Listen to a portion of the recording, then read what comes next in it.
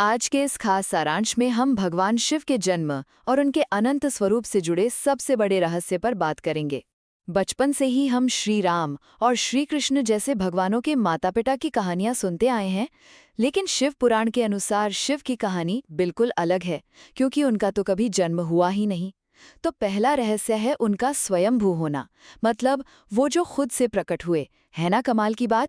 शिव किसी के पुत्र नहीं है। शिव पुराण बताता है कि जब ब्रह्मांड में धरती, आकाश या समय कुछ भी नहीं था, तब सिर्फ एक अनंत चेतना थी, और वहीं से शिव आए।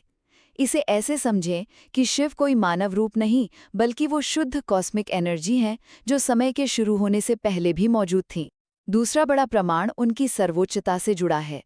एक बार जब ब्रह्मा जी और विष्णु जी में इस बात पर बहस हो गई कि सबसे बड़ा कौन है, तभी अचानक शिव एक विशाल अग्निस्तंभ के रूप में प्रकट हुए। ब्रह्मा जी ऊपर की ओर गए और विष्णु जी नीचे।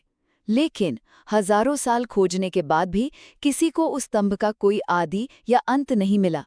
अब जरा सोचिए, अगर किसी चीज की कोई शुरुआत और अंत ही ना हो, तो क्या समय या स्थान जैसी कोई चीज उसे बांध सकती है? अंत में एक बहुत ही दिलचस्प सवाल उठता है। अगर शिव स्वयंभू हैं, तो क्या उनकी कोई माता थी? देखिए, ग्रंथों के अनुसार देवी शक्ति शिव की माता नहीं, बल्कि आदि शक्ति हैं। यहाँ माता पुत्र का नहीं, बल्कि ऊर्जा और चेतना के मिलन का रिश्ता है।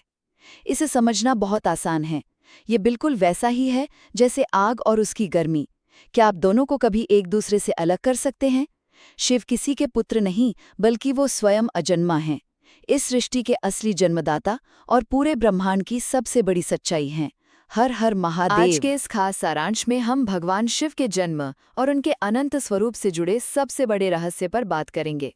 बचपन से ही हम श्री राम और श्री कृष्ण जैसे भगवानों के माता पिता की कहानियां सुनते आए हैं, लेकिन शिव पुराण के अनुसार शिव की कहानी बिल्कुल अलग है, क्योंकि उनका तो कभी जन्म हुआ ही नहीं। तो पहला रहस्य है उनका स्वयंभू होना, मतलब वो जो खुद से प्रकट हुए। है ना कमाल की बात। शिव किसी के पुत्र नहीं है। शिव पुराण बताता है कि जब ब्रह्मांड में धरती, आकाश या समय कुछ भी नहीं था, तब सिर्फ एक अनंत चेतना थी, और वहीं से शिव आए। इसे ऐसे समझें कि शिव कोई मानव रूप नहीं, बल्कि वो शुद्ध कॉस्मिक एनर्जी है जो समय के शुरू होने से पहले भी मौजूद थी। दूसरा बड़ा प्रमाण उनकी सर्वोच्चता से जुड़ा है। एक बार जब ब्रह्मा जी और विष्णु जी में इस बात पर बहस हो गई कि सबसे बड़ा कौन है, तभी अचानक शिव एक विशाल अग्निस्तंभ के रूप में प्रकट हुए। ब्रह्मा जी ऊपर की ओर गए और विष्णु जी नीचे। लेकिन हजारों साल खोजने के बाद भी किसी को उस स्तंभ का कोई आदि या अंत नहीं मिला। अब जरा सोचिए, अगर किसी चीज की कोई शुरुआत और अंत ही ना हो, तो क्या समय या स्थान जैसी कोई चीज उसे बांध सकती है? अंत में एक बहुत ही दिलचस्प सवाल उठता है। अगर शिव स्वयंभू हैं, तो क्या उनकी कोई माता थी?